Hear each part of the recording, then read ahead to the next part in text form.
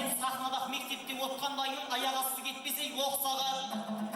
Өйткені мына маған осындағы Серікзатбай ағамның жолы сабақ. Айтулы Ринатбай ағамыздың өмірі өнегеге толы сабақ. Еркебұлан ағам жұмсағанда жас балалар қалыспай бәрі шабақ.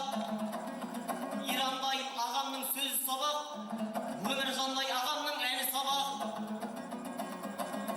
Балаларға жүлдесін үлестірген еліміздің қоржыны толы сауап.